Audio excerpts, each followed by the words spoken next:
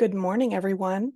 Thank you for joining us this morning for the release of a new report, Threads of Hope, Community Voices Stitching Together Solutions for Healthier Beginnings. Next slide, please. This report, supported by CareSource and the Ohio Association of Health Plans, highlights the systemic barriers that put mothers and babies at risk, particularly in Montgomery County, and outlines policy recommendations to drive meaningful change. And we're glad you're with us this morning for this conversation. I am Sarah Loken, Managing Director of Communications with Groundwork Ohio. Next slide, please. Oh, yep, nope, you've got it. So today's webinar is brought to you by Groundwork Ohio. If you don't already know us, we are a committed nonpartisan public policy research and advocacy organization formed in 2004 that champions high quality early learning and healthy development strategies from the prenatal period to age 5. We focus on policies that lay a strong foundation for Ohio kids, families, and communities. We work hard to advance quality early childhood systems in Ohio by engaging, educating, and mobilizing diverse stakeholders and strategic partners to promote data-driven and evidence-based early childhood policies. Just some housekeeping items for you. Today's webinar is being recorded. Closed captioning is available in your Zoom settings if you'd like to use it. All participants are muted. Please use the Q&A function for your questions. And if we can't get to your request or your question during the webinar, we can follow up afterwards if you can provide your email address along with your question. Everyone will receive a recording of the webinar along with any materials shared during this hour.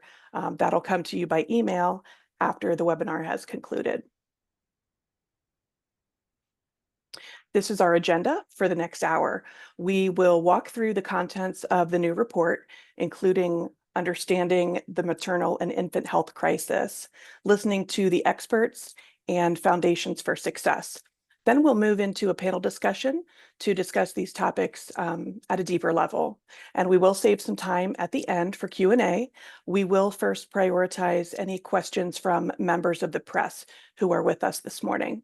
But you don't have to wait until the end of the session. Feel free to enter your question in the Q&A function, and we will address it as time allows during the Q&A time.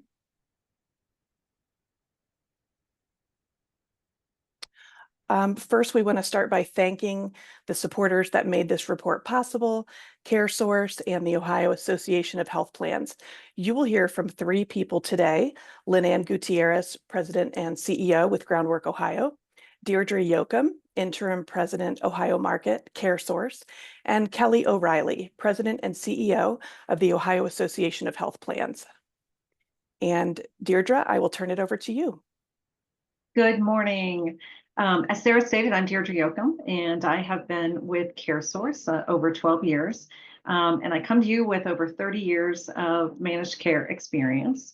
So I'm very excited to be here with you this morning to share some meaningful work we have been partnering with Groundwork Ohio and the Ohio Association of Health Plans. Next slide. So for those of you not familiar with CareSource, we are a managed care organization headquartered in Dayton, Ohio, and we are serving individuals across 8 states in a variety of products from Medicaid, Marketplace, and Medicare dual eligible. Currently across our states, we are serving over 2.1 million individuals. Next slide. So I think it's really important to just take a moment and kind of ground you in the numbers for CareSource in Ohio for the women and children that CareSource serves. And so on an annual basis, we see roughly 25,000 deliveries. We have over 50,000 babies on the plan under the age of 1. Between the ages of 1 and 5, we support over 110,000 children. And the ages 6 to 17, we have 412,000 children. 31% of our overall population is women, and 83% of our overall membership is women and children. Additionally, we have 9,000 children in foster care and 14,000 in our Behavioral Health Ohio Rise program. So from our membership makeup, CareSource is committed to the health outcomes of both women and children, which is why we partnered with Groundwork Ohio and Ohio Association of Health Plans on a study to survey community organizations and families across Montgomery County.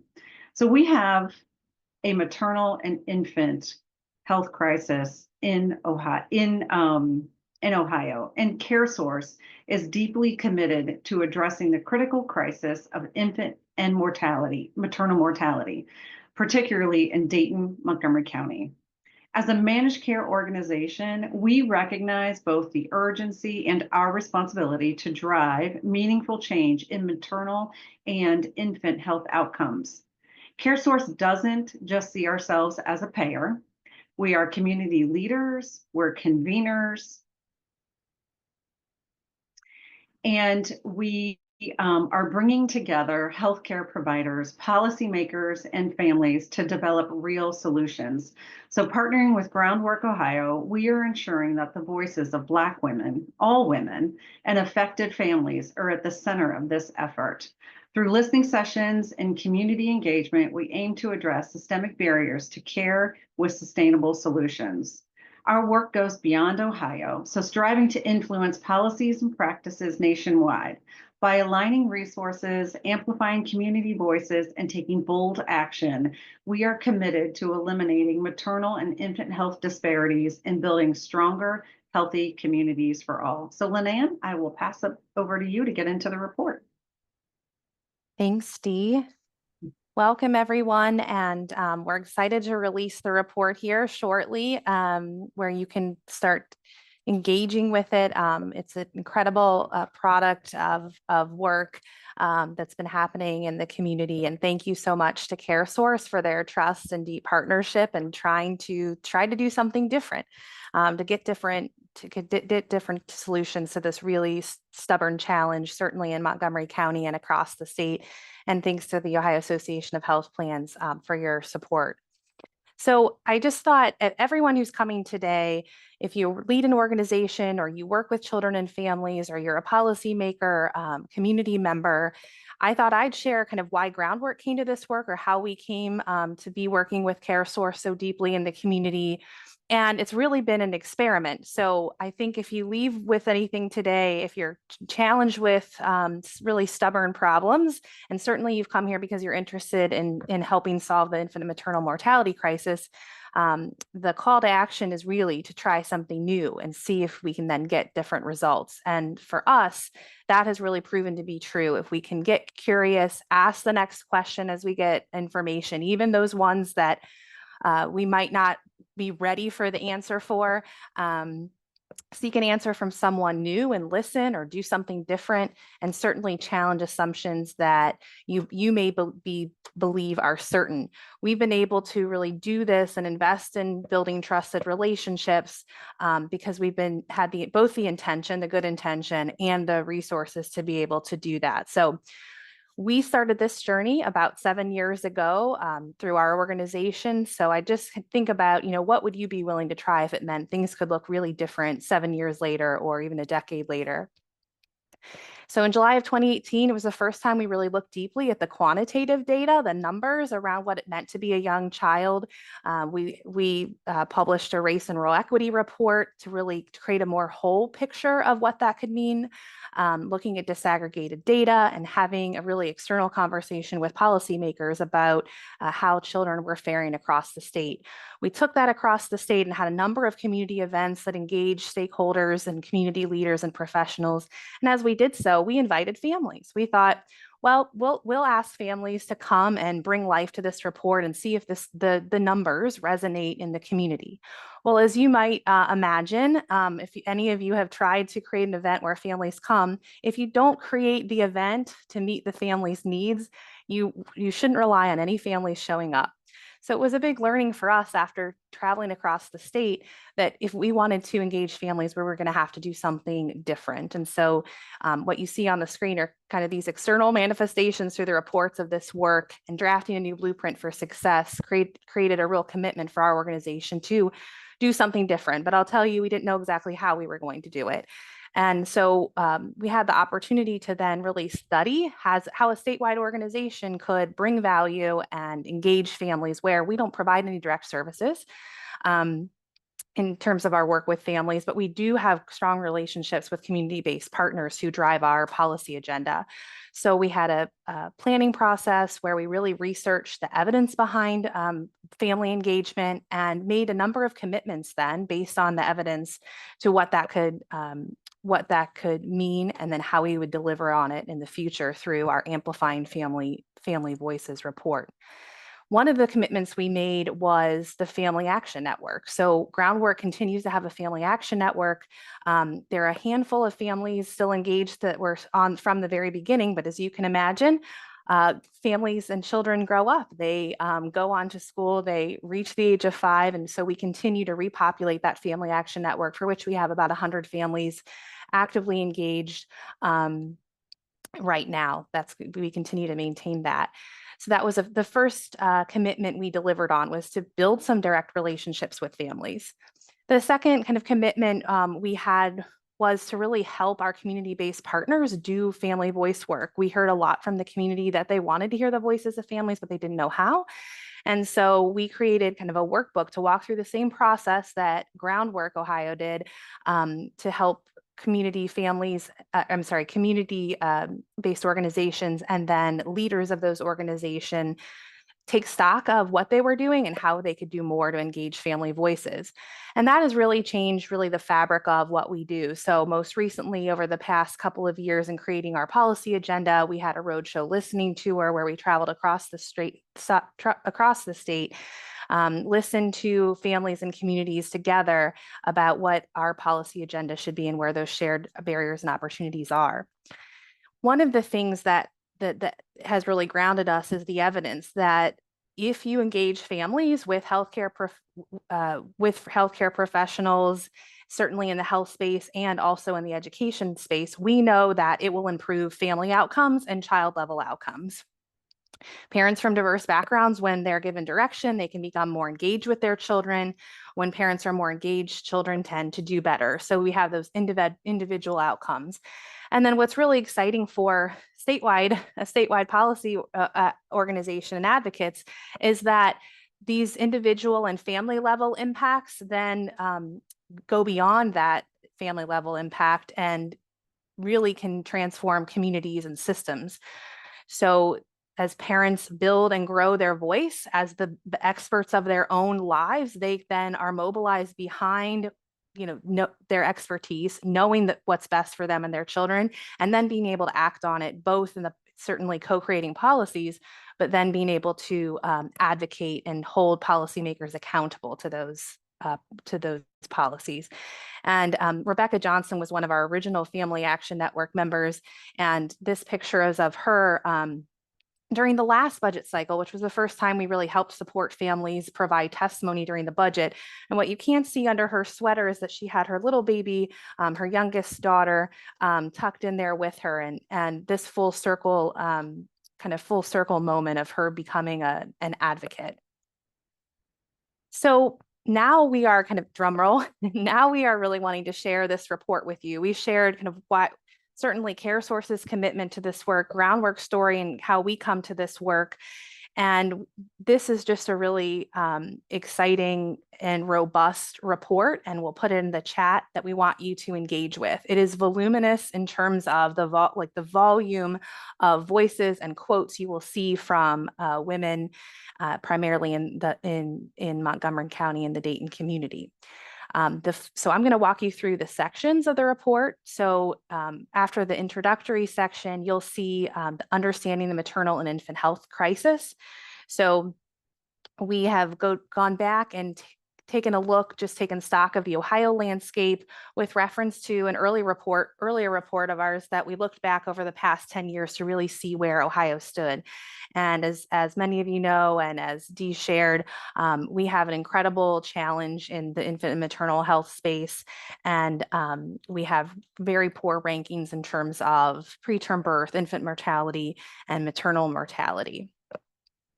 In this section, we went deeper, specifically in Montgomery County. So up against the statewide infant mortality rate, Montgomery County has a higher infant mortality rate of 9.8 deaths per 1,000 births.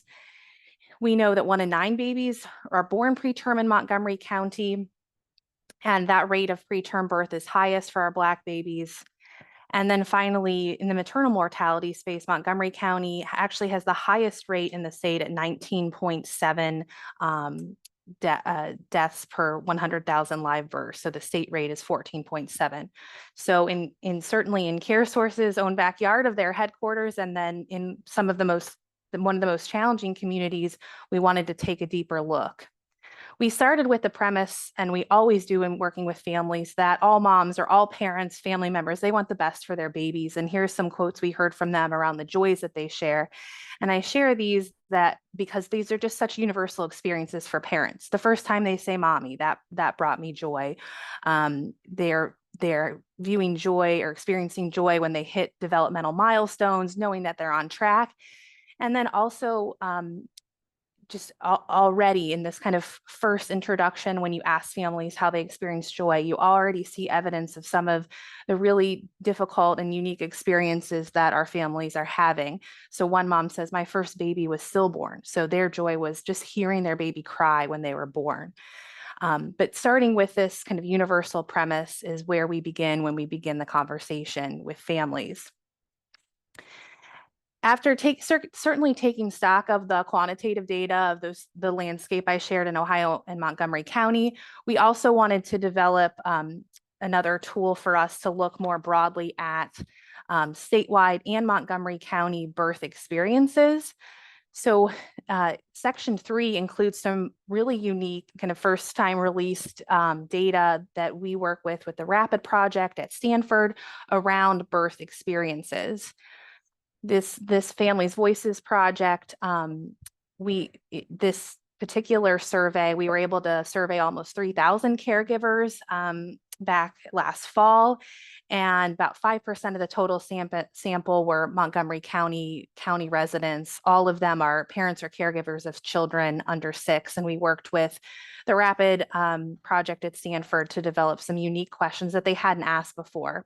So in that section, you'll find some new qualitative survey data about birth experiences that we invite you to look at. But kind of the numbers are one side of things, but where we spent most of our time is really listening to the experts and collecting the qualitative data, the quotes, and the stories and experiences of women.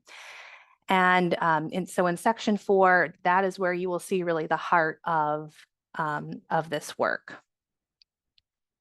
So phase 1, when we went to do this work, was to first interview some community leaders. So we did about 20 interviews with community leaders in Montgomery County, really to understand the landscape, inform the protocol for the questions we would be asking families, and get a sense for some of the biggest challenges and biggest opportunities, at least as defined by those that are leading community-based organizations, health systems, and serving families in that community.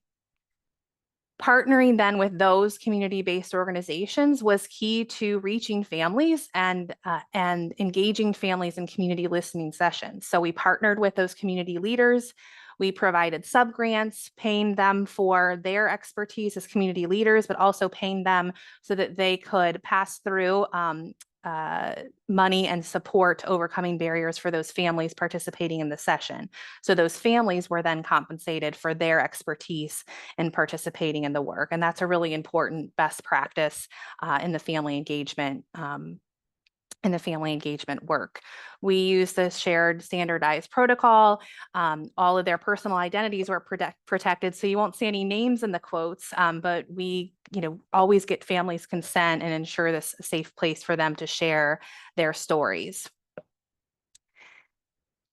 We were able to speak with 86 community members on top of those 20 community leaders. Those community members were primarily Black, primarily women in the community. And we looked at specifically, we were able to talk with families with 34% of participants living in the targeted zip codes with some of the highest rates of infant mortality in Dayton, Montgomery County. And 10% of the women we spoke with were currently pregnant. 67% had children age 5 or under, and 23% had children older than age 5 or were non-parental caregivers of very young children, including grandparents and some maternal and young child health professionals. We specifically sought out to speak to some doula professionals in the community based on our initial interviews with community leaders. So we hosted this series of sessions. We had 10 sessions, some virtual, some in person, based upon the community leaders' expertise in telling us how families would show up in their community and how it would be best to listen to them. We took all of those quotes and identified themes within those quotes and the things that the participants were sharing with us. And these themes are how the quotes are organized in this section 4 of the report. These are the themes that came up for the families. You can see a number of different, certainly social determinants of health, but also bigger themes about their clinical care experiences and other common themes. And we'll talk a little bit more about listening to mothers, whether or not families felt heard was an overwhelming theme across the board.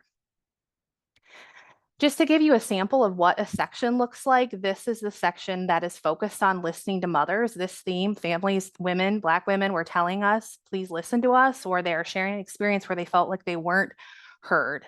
So this is a section, you can see how they're structured, that's really focused on highlighting the words of the actual women and community members we spoke with.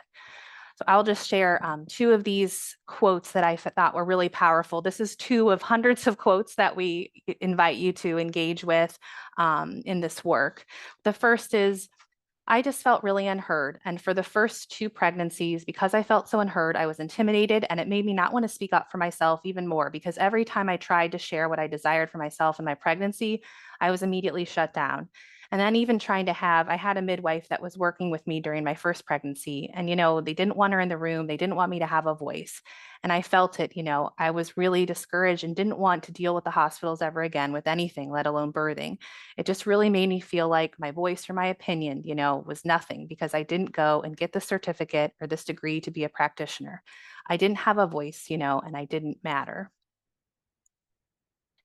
The other quote that I want to share begins, "I'm glad that you have a voice." So this was a woman talking to the group. Their community was being created, in real time in this listening session. And this woman is also now become a professional serving other women, pregnant women. She says, "I'm glad that you have a voice. Some people don't know that they can advocate for themselves. I didn't. I didn't have that. You remember people that treat you well, but the resident that delivered my baby, she was awful. She was very short with me and dismissive. And it was like what you would call an attending that came. I had torn when I delivered my baby, and it was the attending that made it okay. And it was really the way that he treated me. But even then, I didn't know anything about using my voice. I was young and I just didn't know. We try to advocate. We try to teach our young mothers and our families how to advocate. You know your body better than anybody. You know your voice. You have rights. And so to advocate, because we've lost a lot, providers are not listening to mothers. Share and encourage other people and their families to use their voices, because you do matter. We do matter." So those are just a sample of some of the really, heartfelt and brave experiences that the women shared with us directly that have informed us and really been integrated into all the conversations we're now having. The final section of the report is really, how do we move forward then? Kind of what have we learned? What are those foundations for success to get to healthier outcomes in partnership with families? The three big takeaways where we have to listen to Black women if we want different results in terms of the maternal and infant mortality space. We have to address structural barriers. So it's not just program by program, but in recognition that even where programs can have great outcomes, we have to deal with these bigger challenges like economic stability and the social determinants of health, their access to healthcare, and racial equity and the systemic accountability around racial equity. And finally, just the incredible role that hospitals, providers, and managed care plans play in systemic change and building trust through community-based organizations and through families directly to deliver better care and hold those systems accountable to the women we spoke with. There is a set of policy recommendations to address maternal and infant health in Ohio that came directly from the contributions of the families through these listening sessions and through the 20-based the community leader organization or community leader interviews that we conducted. So we invite you to look through those policies as well. So finally, I'll leave you with, and the most important part is just using this report as a resource to you, as a reference book to hear the voices of women, to read the voices of these women, to inform the work. But another case study we'll leave you with is certainly exemplified in the Cincinnati community through Cradle Cincinnati and Queens Village. This is a success story again with what if you did something different? What would it look like in a couple years and 5 years and a decade? And I invite you to investigate more about Queens Village, where they've really focused on listening to Black women and building that into the system accountability structure to greatly reduce infant mortality in Cincinnati and close the disparity rate between Black births and white births in terms of infant mortality. Thank you. So now we're going to move forward to a panel discussion, and I will stop sharing my screen. Thanks, Lynanne. Hi, everybody. This is Kelly O'Reilly. I'm so glad to be here and be a part of today's webinar, and I get the privilege of moderating the panel discussion as we move forward. And I think I really want to start with, I was really taken with those quotes that you shared, Lynanne, and I know that there are so much other feedback that's a part of this report. And so it's one thing to collect the feedback, But it's another to translate that into actionable policy changes. And so I'm going to start with D.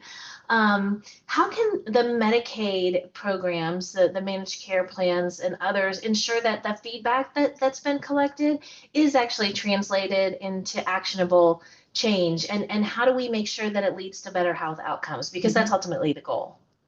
Yeah, great question. Thank you, Kelly. Well, first and foremost at CareSource, I mean, we do believe it is our responsibility to make sure that we've got structures in place to capture feedback from our members and our providers and our community partners. And so through that, what we have is we do have a formal department within CareSource, our consumer experience team. And so we're working kind of across many venues, collecting member feedback, advisory councils, surveys, partnerships, again, with community organizations, because we do feel it is important to kind of shed light, on what we're hearing and be completely transparent. And so once we've collected that feedback, then share it with all those agencies, right? Kind of share it back. Here's what we're hearing, here's what we're seeing, and then have conversations about what they're hearing and seeing. Community agencies, community partners are so incredibly important to us. And so we just feel like sharing that and coming together and kind of working through what we're hearing really provides some innovative solutions that we can provide kind of back to our members. Another kind of area is all plans. So all of the managed care plans, we spend a lot of time kind of working together, getting the voice of the customer, sharing that information kind of across plans so we can all look for opportunities and areas for improvement. Transportation is one that comes up often, right? That we're continuing to focus on to just improve the process, make it better. And then we also share that feedback with the Department of Medicaid. So that's another great example of kind of how we're continuing to share, looking for opportunities to improve upon kind of what we're doing in the Medicaid space overall.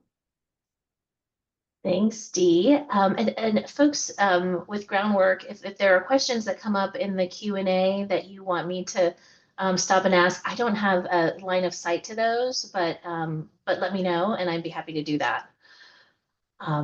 So following up on your answer, Dee, and I'll open it up to you and Lynn-Ann, I'd love to hear some specific examples about how listening to Medicaid members has led to improved services or policies that really have benefited in the maternal and infant health. Yep. Yeah, so, for this audience, I would say doulas. And so we heard loud and clear, as well as, kind of across the state. We heard that doulas are really important to the care of pregnant moms, right? And so Medicaid, as of October of last year, now reimburses for doula services. So that's incredibly exciting and a great example of how feedback from Medicaid members led to an improved policy at a systemic level. So we know that doulas are incredibly important. It impacts kind of the pregnancy and the birth experience. And so members advocating for themselves, managed care organizations advocating, legislators advocated, right? And therefore, then the change was made from a policy standpoint for reimbursement through Medicaid. So that to me is a very meaningful kind of recent change on how feedback was collected and then acted upon. Another example is the Comprehensive Maternal Care Program. And so that's a program that is offered through the Department of Medicaid and all of the managed care plans support. It's a great example of services developed directly in response to Medicaid member feedback. So the CMC program, it's a population health strategy that emphasizes patient-centered medical homes for women of reproductive age and pregnant women. So practices are required to measure and engage with patients and families through advisory councils and other means to hear kind of firsthand accounts of how access to care, cultural competence, and communication methods affect patient outcomes. So practices must use patient input to improve patient experience and improve outcomes. So to me, those are two great examples of how we took feedback from members, and it was shared broadly kind of across the system for impact. Thanks, Dee. Lynn-Ann, one of the questions that just came through in the Q&A is that, can you provide a specific legislative policy or push that the Family Advisory Council has worked together to move forward? Yeah, so the Family Action Network, and then there's a leadership kind of advisory committee that guides us on how to engage families, has contributed deeply to our policy agenda. And then we create opportunities for them to advocate. Certainly testimony is like a more limited opportunity to provide feedback, but also for them to participate in monthly calls. So we actually have a Family Action Network member who's now part of our staff that leads the family work. So she engages families in a monthly call to keep them up to date on where there's opportunities to lend their voice. But in addition to them contributing to our policy agenda, when we engage them and have engaged and will continue to engage them at the State House, we don't tell families, hey, we really want you to go advocate for this policy. Can you go do this? Either we create it with them and they choose to engage because their story resonates with it, or we've created opportunities for them to just build relationships with their policymakers, and they get to share their story, whatever is keeping them up at night, whatever is on their mind for that day. We provide just the training to empower them to share their own story. So certainly I would say everything, any success or defensive policy work that we've done over the past couple of years have engaged them, whether or not they're doing it from home by clicking and sending letters, or whether they're joining us at the State House. I did want to follow up on your question to Dee, Kelly, which was around examples of how listening to members improves services. And one of the things that strikes me is certainly in that the doula conversation that Dee mentioned, is that we were talking about some of the challenges with it, and that CareSource was actually then holding their own listening sessions, listening to doulas, getting their feedback, and then making changes in real time. I mean, that's the type of feedback loops that I think we're trying to initiate and continue both in our organization, but encouraging others to do across the state, is that, this isn't a one and done, that you have to keep going back. And so it really does become part of the fabric of what you do, versus saying, well, because of families, we did this one thing. But I also think of maybe an obvious example, or at least in this budget context, is when we saw the Department of Children and Youth, that's led by Director Kara Wente, be stood up very rapidly. They took a really different, kind of really different and unique commitments listening to family voices. They did their own listening sessions across the state. And so they were listening to organizations, certainly like ours and CareSource and all of the community stakeholders, but they were building their own direct relationships with families to inform how they would implement their work. And one of the commitments that we see through the state budget is to actually expand the Queens Village model, where they've seen success in Cincinnati across the state, and provide real resources to be able to emulate that work, with the kind of secret sauce being engage Black women, engage the health system, hold yourself accountable to data, and be transparent about that data, to then seek out different results in the communities with the highest rates of infant mortality. So that's, I think, a really great example of how all this work in the atmosphere can lead to a big opportunity for families and communities. That's a great example. I love to see how all that sort of foundational building led to that and really came to fruition in that. That's terrific. This is kind of a reciprocal question for you both. So as an early childhood advocacy organization, Lynn-Ann, how has the work with CareSource changed what you do? And then how do the partnerships with community-based organizations like Groundwork help CareSource and other managed care organizations improve health outcomes? So sort of, how have you both changed each other's work by working together? Well, I can start. I mean, I think that so many of our statewide and local organizations have the best of intentions to engage families. But oftentimes you have those who have those best intentions, and then you have those who have not bad intentions, good intentions, but they have resources. And sometimes the resources don't match those organizations that are wanting to really engage deeply.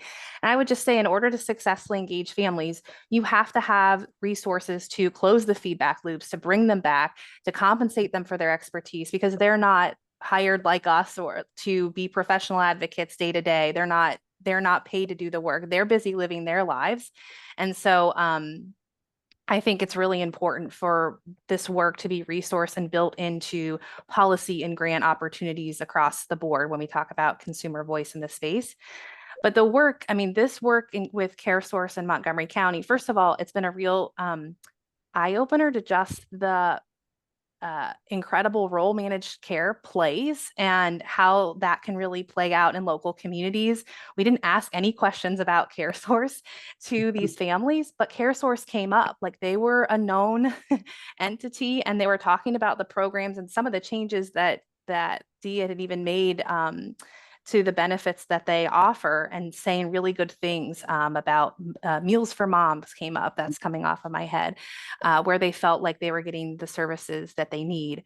But what changed for a policy advocacy organization like us, our team was the one listening, poring over the transcripts, identifying the themes, and building relationships with these women and these community-based organizations too.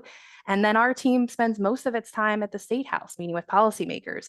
So the voices of the families are constantly here, and it's not just anecdote.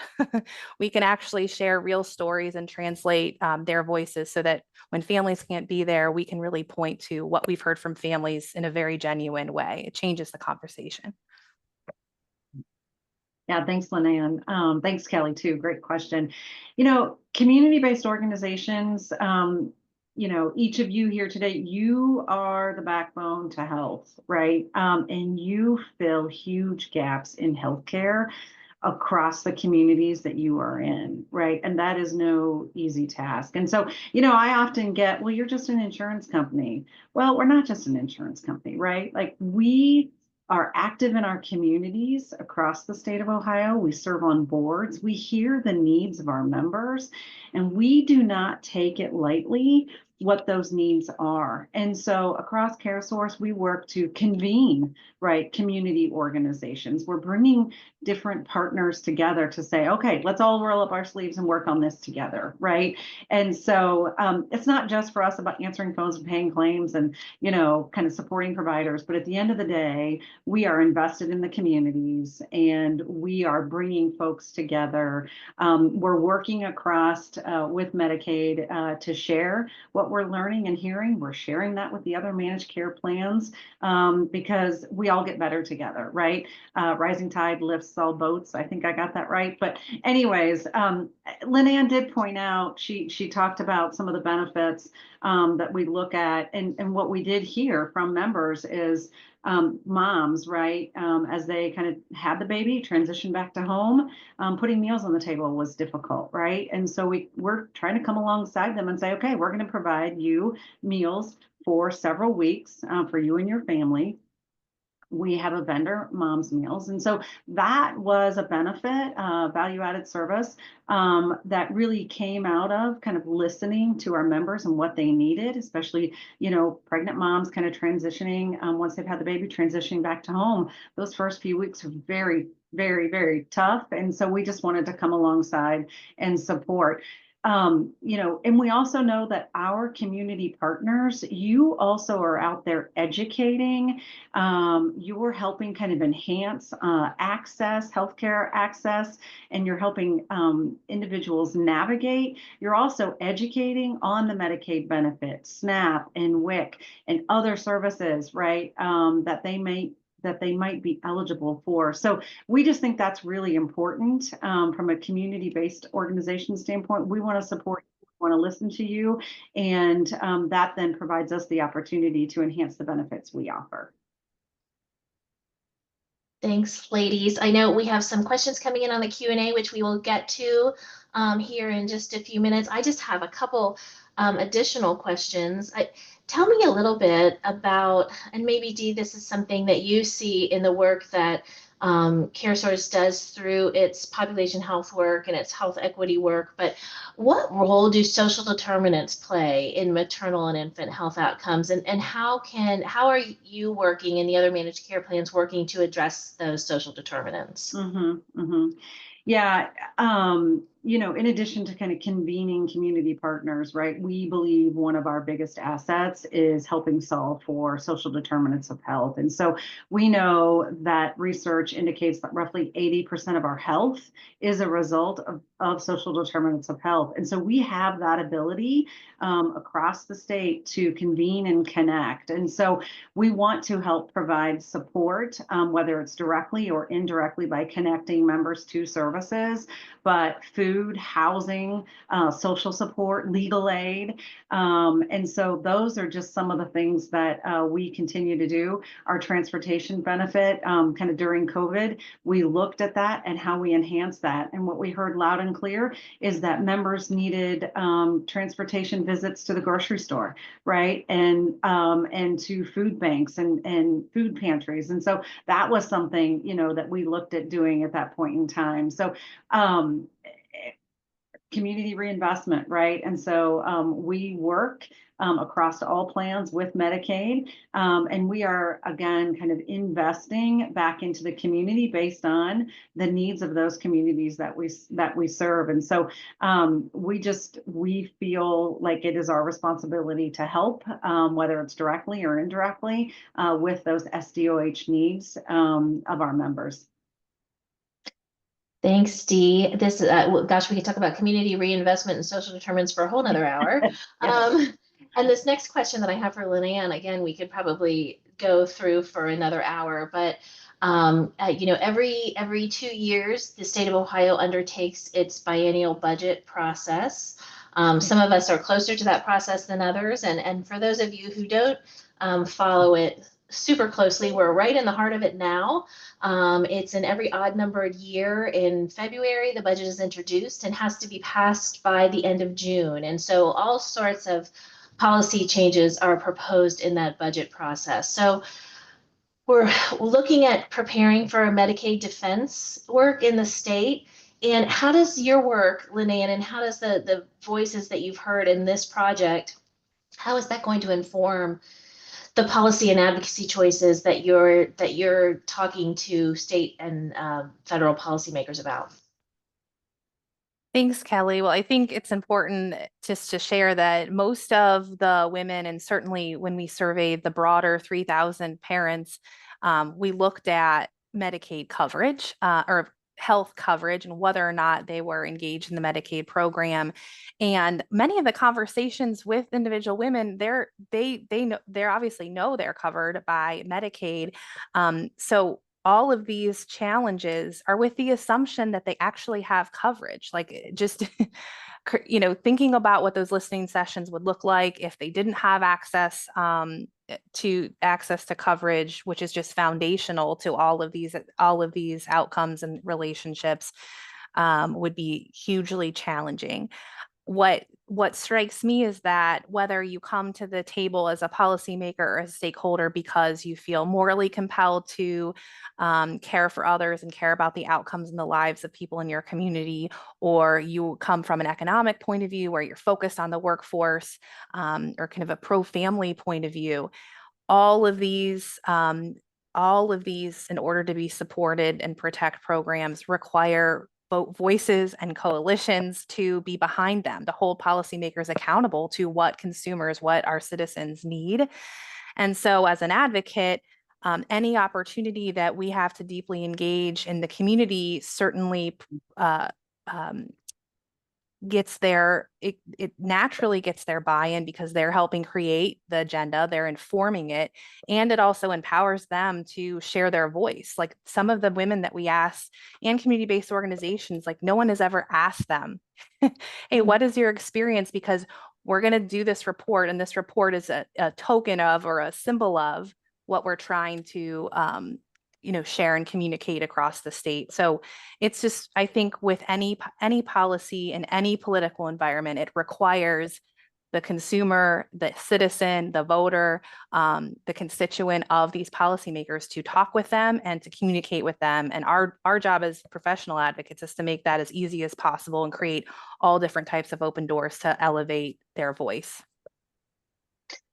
That's great. Thank you for that. And just for, we have about 30 seconds.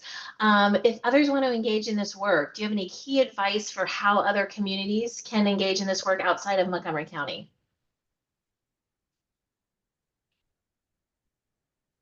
I can kick it off. So I certainly, we have built up an infrastructure to be able to help other community-based organizations and do this work ourselves. So Groundwork is happy to be a partner in that, where we have kind of an aligned mission, or the question you were trying to seek an answer to aligns with the work in the prenatal to 5 space. And I guess my other advice is to really just lean into the relationships you do have in the community. You can't do this alone, even regardless of kind of where you sit. So I think beginning the dialogue is like the first place to start. We certainly have some resources that our team put in the chat to be able to help with that and to implement best practices, to walk you through what you can, what you may already be doing that you haven't recognized you have power and opportunity in. And we're happy to be a partner in that work. Yeah, and Thanks I'll for- just add, go ahead. I can add here too, get involved, right? And so it can be formal, it can be informal.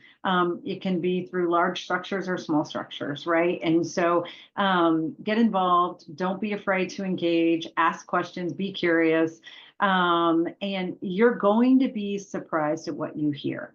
The kind of, we've done this at CareSource. We've been doing this at CareSource. It's kind of interesting. What we thought we were kind of well-intentioned on, it was perceived differently, right? It was like, oh, that's not kind of how that was meant to go, right? And so you pull back on it, you modify it, and you move forward. But I would just say more than anything, get involved, listen, don't be afraid to ask questions, be curious. And then the other piece is, kind of regarding this report, read the report. There's so much rich information here that can truly be extrapolated across the state, right? Not just Montgomery County. And we all know if it's happening here, it's happening in other counties, right? So there's variations of the way that looks and the way that is working. And so, just read the report. There's some really good insights in there, and just encourage you to kind of pull out a few insights and look at your own kind of work that you're doing today and see how it might impact it.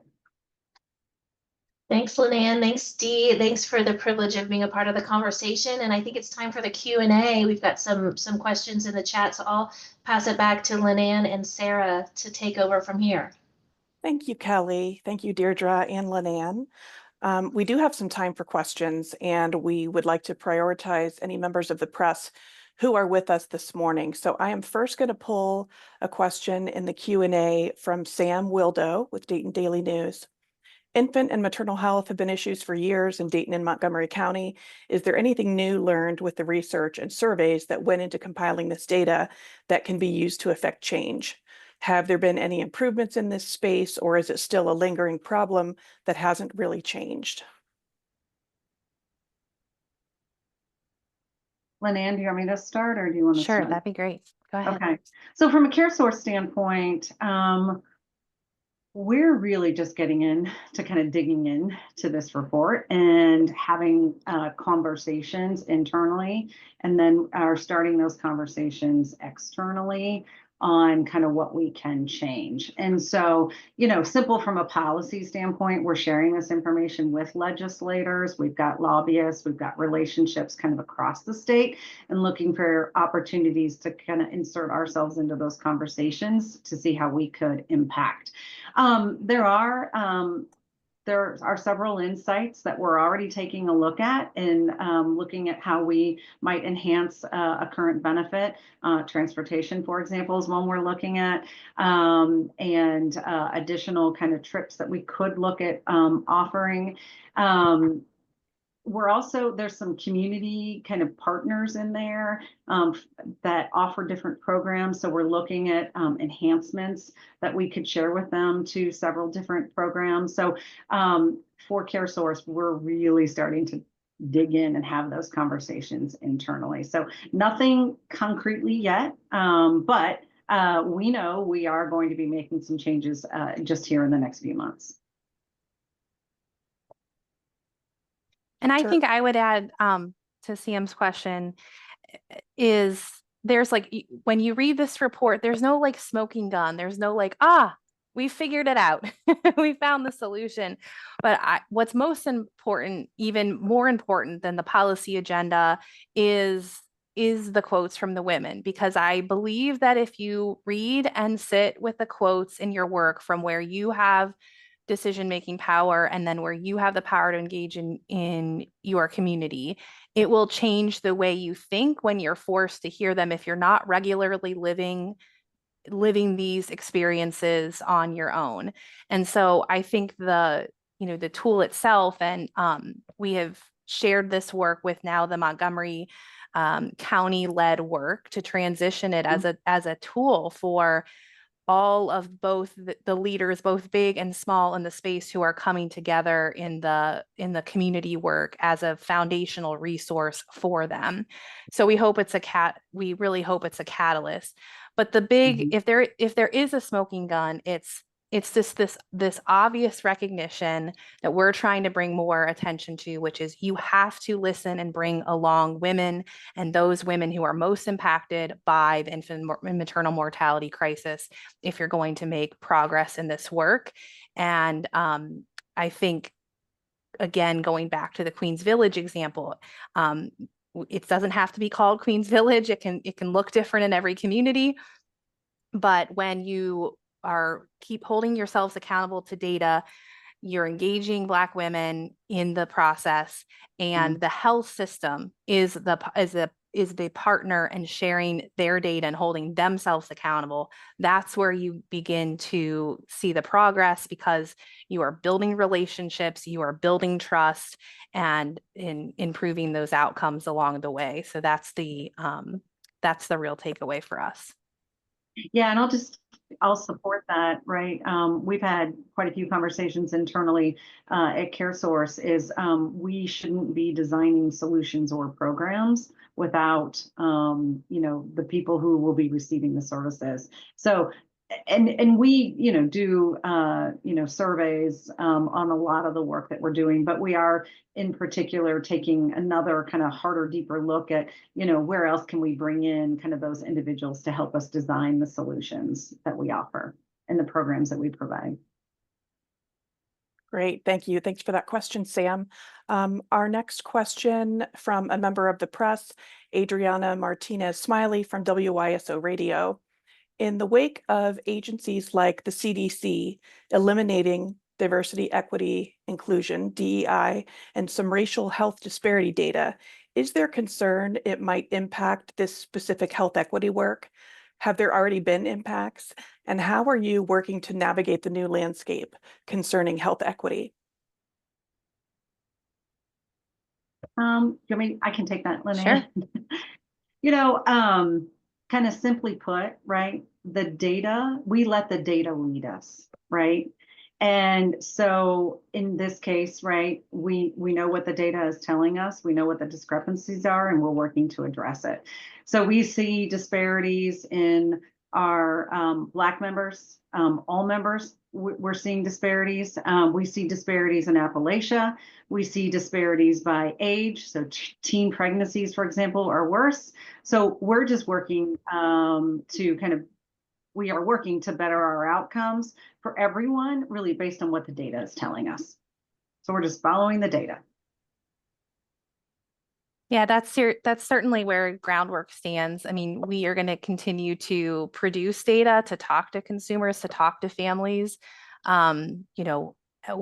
We follow the consumer or the family or the early childhood professional as the best experts of the work. So we cannot change what we hear or manipulate kind of what we hear. We travel the state and listen to those voices to complement the quantitative data that we will continue to look at, because we're here to provide solutions to the challenges that families have. And we know those challenges are growing. So we'll continue to do that. Thanks for that question, Adriana. We're going to move on next to a question from Lynn Lucas. She says, I love this important work and the way you've honored women and gathering of the information. How are you planning to best utilize this information in the current political landscape and threats to systems that support women and children? Yeah, so I mean, we're excited to release this report publicly today. We're going to do a lot of follow-up work, certainly in the state with our policymakers, with other communities to share this work for those that are seeking to solve the challenge or for those who might not understand yet the challenge at hand in their community. And so we'll be using it, we will be using it actively in that way. And again, the other piece is now we've built more relationships or deeper relationships with those community-based organizations and those individual families and caregivers.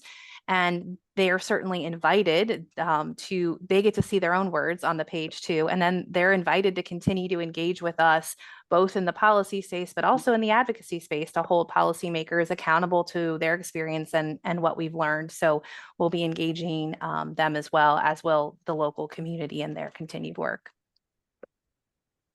Great, thank you.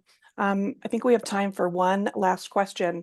And so if we haven't gotten to your question yet, please do add your email address to the Q&A. Just send one more, put it in as another question so that we can follow up with you afterwards. But we're going to take this question from Shelby Hazlett. She says, hello, nurse home visitor with Metro Health Nurse Family Partnership in Cuyahoga County here. How can we use these policies and our work with advocacy to initiate change within our healthcare system, especially with OB? That's great. I wonder, maybe do you want to share a little bit about your investments in Mama Certified, which is part of the county, Franklin County, or sorry, Hamilton County work? Hamilton County. Yeah, yeah. So as I mentioned earlier, investing in kind of working alongside community organizations is what we do, right? And so whether it's an investment in dollars or investment in resources, we come alongside those different partners and we work to share kind of what we learn and know, and then we'll also provide some financial support as well. So in kind of working in Hamilton County with Queens Village and Mama Certified was created. And so as a managed care company, we want to make sure that as members, as women kind of engage into the community services, we want to make sure we're supporting them that and as well as kind of communicating and fostering that. And so, we've invested heavily into Queens Village. We've invested with Mama Certified to really promote the work that they're doing. And then as a managed care organization, we're also learning from them and sharing into other communities of that work. And so Montgomery County, for example, that is work, that I know that Montgomery County and CareSource, we've been kind of sharing what we're learning from them. We're looking at some grants. Montgomery County applied for a grant kind of through that work. And so, really just trying to share and convene and bring people together on kind of our investments and what we're learning and seeing and promoting those organizations across the state. Thank you, Dee. Thanks, everyone. We are winding it down now and just want to give you a couple of updates and opportunities to act. We invite you to participate in our current advocacy alert by using your phone to access this QR code. We'll also drop a link in the chat if that's easier for you, but we are urging Congress to take action to ensure continued funding for critical early childhood programs. And we would love for you to raise your voice, add your voice to this conversation about preventing harmful cuts and fighting for increased investments that our children and families need. This QR code or the link will take you to a really easy form that you can fill out that automatically allows you to send a letter to your legislator. So please join us in doing that.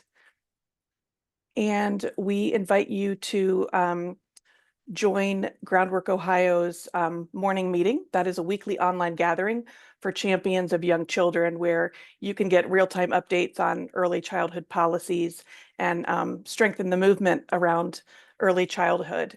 And this is every Thursday at 9 a.m., 9:30 a.m. It's a very brief 30-minute gathering. You are more than welcome to join us. And finally, we have an early childhood fellowship that is taking applications at the moment. The link is being dropped in the chat. This is a dynamic leadership development program that provides emerging leaders in the early childhood space with relevant training to boost their leadership skills and specifically their advocacy talents. Thank you for joining us this morning. Thank you, Kelly O'Reilly with the Ohio Association of Health Plans. Thank you, Deirdre Yoakum from CareSource.